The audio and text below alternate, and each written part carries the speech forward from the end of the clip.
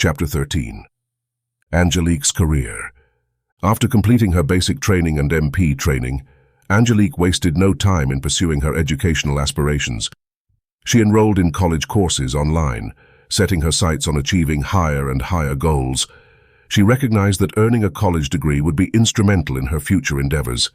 Additionally, Angelique took up the study of Russian as a second language, acknowledging that even though the Cold War had concluded, Russia could still pose potential challenges in the future.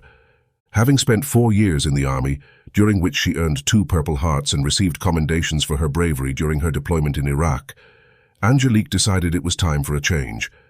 Rather than re-enlisting, she applied to join the Department of Homeland Security. Her motivation was to protect the American people on U.S. soil, shifting her focus from safeguarding U.S. interests abroad to ensuring the safety and security of her fellow citizens at home. Angelique's commitment to serving her country left little room for a personal life, yet every so often she found herself reminiscing about the tall, lanky boy who used to live down the road. They had been inseparable friends for years, sharing countless adventures from their first day riding the bus together. She had even taught him many of her combat techniques, while he had shown her practical survival skills like starting fires with rocks or escaping from restraints. His name was Carl, and their friendship had abruptly ended when his family decided to relocate closer to his aging grandfather. Since that day, Angelique had lost all contact with Carl. Once she joined Homeland Security, Angelique's career soared rapidly. Within just a few years, she found herself heading her own field office in Dallas, Texas, the very state where the Squires Ranch battle had taken place and where tensions were brewing, leading to Texas's prospective separation from the United States. Many sought to be assigned to the case, but the FBI had taken jurisdiction. Nevertheless, numerous individuals, including Angelique, couldn't resist looking into it, at least until memos began circulating, warning that anyone investigating Squires Ranch would face potential prosecution. Despite the warnings, Angelique couldn't resist delving into the publicly available information about the events at Squires Ranch. She found it intriguing, particularly the meticulous and detailed nature of the video footage that seemed to have been created while the suspects were on the run. She was equally fascinated by how news agencies received what her superiors were calling fake footage, especially considering that the whereabouts of the 3 suspects remained unknown for weeks. Only one survivor had emerged from the ranch, Special Agent Sam Crawford. The Squires Ranch battle continued to gnaw at her curiosity. Angelique's instincts told her that something wasn't adding up on that ranch. Meanwhile, life at the office carried on, even as Texas boycotted federal government affairs. Most people dismissed the recent events as political posturing, expecting that things would return to normal within a few weeks. However, that perception changed drastically when a new video emerged, and forensic analysis labeled it as original with no tampering. This revelation raised new questions and deepened the mystery surrounding Squires Ranch. The situation escalated rapidly as Texas, Oklahoma, and Arkansas called out their National Guard units and assumed control of military bases within their borders. This development sent shockwaves through Angelique's branch office, where panic began to set in. Information was tightly controlled, and uncertainty loomed. Angelique fought hard to maintain cohesion within her office, but she couldn't deny the very real fear that many of her colleagues felt. Despite her best efforts and persuasive arguments, she understood why some had decided to leave the state. Within days, her office staff had dwindled to less than half its original size. She had little doubt that by the end of the week it would be reduced even further. The situation had grown increasingly dire, and the future was uncertain. The next 2 weeks proved to be an exercise in frustration for Angelique. Her office had been largely forgotten and work had ground to a halt. Few calls came in and even fewer went out. Cases had been either pulled or stalled, and communication was severely restricted. At least people weren't forcibly kept within Texas. They could still freely move through checkpoints set up along state lines. Angelique found herself spending a significant amount of her time simply gathering whatever information she could. The internet was down at the office, but beyond that, if someone didn't closely follow the news or current events, they might hardly notice that anything had changed. So much of Angelique's work was conducted at her favorite lunch spot where she sat now, taking advantage of the free Wi-Fi. The daily routine for Angelique was becoming increasingly monotonous. Information was scarce, and communication with the main office was limited. Her emails primarily consisted of requests for information and daily updates, which felt pointless given the absence of any open cases to report on. Her office was now a skeleton crew, as most of her colleagues had relocated to offices in other states. Angelique had contemplated making a similar move, but she was reluctant to give up her current posting. With each passing day, the hours grew longer and the workload diminished. During her lunch breaks, she often watched the local news to pass the time. However, today was different. A breaking news alert flashed across the screen.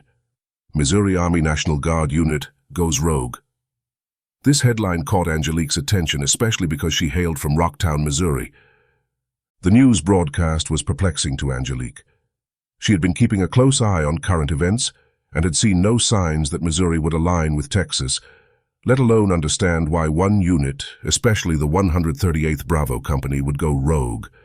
The reports presented evidence linking the unit to plans of joining the military of Arkansas, and it was stated that these traitors were now in custody, en route to St. Louis with their gear and weapons.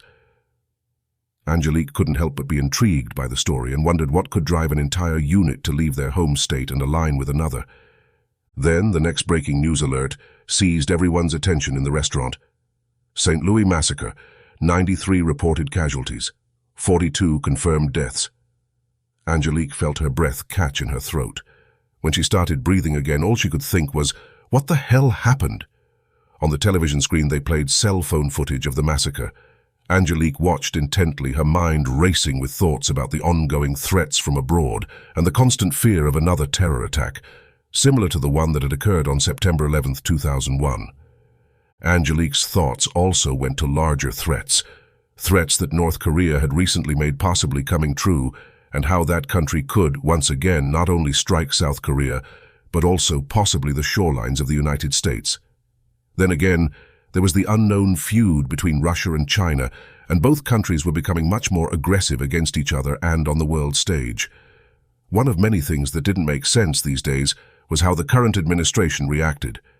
With more threats to the United States than at any time in history, Washington decided that what the country needed most was to reduce the size of the military. As Angelique watched the news broadcast, she couldn't help but reach a sobering conclusion. During the current state of the United States, riddled with internal conflicts and crises, the external threats that had once loomed large seemed almost irrelevant. The nation had feared attacks from external enemies, yet it found itself tearing apart from within. Angelique, a combat veteran, was deeply troubled by the images on the screen. What disturbed her the most was that these victims were American citizens, lying in pools of their own blood, victims of those who had sworn to protect them. The paradox and tragedy of the situation weighed heavily on her. It appeared that those arrested for treason had, in fact, saved people from a massacre carried out by another faction, all of whom were part of the same military unit. The entire situation was madness, and Angelique couldn't help but feel confusion about what had transpired. Angelique remained firmly seated in the restaurant for hours, her attention completely absorbed by the unfolding news. With the depleted staff in her office and the restricted workload, she had little else to do. The news coverage continued, focusing on the victims of the massacre and urging viewers to call in with any information regarding the whereabouts of the 138th Bravo Company, Missouri National Guard, described as being last seen driving 2 white buses and 1 5-ton military vehicle. That shouldn't be hard to locate, Angelique mused, knowing the military vehicles would stand out. The news report emphasized that the suspects should be considered heavily armed and well supplied. As more details emerged about the potential supplies the rogue company had acquired, Angelique couldn't help but wonder how they managed to do so after being arrested. It appeared that all of their field and personal gear had remained on the buses, and the 5-ton held their weapons, ammunition, heavy equipment, and MREs. A wry smirk crossed her face as she thought, somebody really messed up on that one. Repetitiveness of the news broadcast began to wear on her. She settled her tab at the restaurant, earning gratitude from the server, and headed back to her apartment. Lost in her thoughts as she walked home, she tried to make sense of the chaos unfolding in the country she held dear.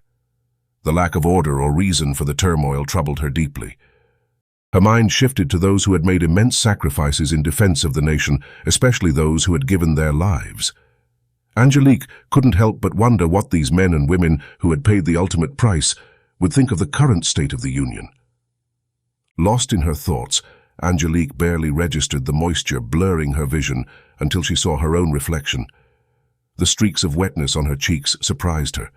Despite her tough exterior and her ability to stand toe-to-toe with men, her heart had always held a soft spot for the armed forces and their sacrifices. The last memory of herself shedding tears was a distant one, at old Jerry's funeral, surrounded by her family. Pushing through the door to her apartment, she instinctively did a quick scan, checking for anything amiss. A routine honed over the years, grounded in experiences she often preferred not to recall. Once satisfied, she flicked on the TV, seeking solace in the familiarity of her nightly ritual. But tonight, the world outside her window seemed to have shifted on its axis. The headlines scrolling on her screen made her heart race. Martial law declared in St. Louis and surrounding counties. She turned up the volume, her anxiety mounting. By presidential decree, St. Louis County, along with its adjoining counties, is now under martial law. This directive comes directly from General Arthur T. Womack. Angelique sank into her couch, a heavy weight settling in her chest. The world outside seemed to be unraveling, and she felt an overwhelming need to understand why.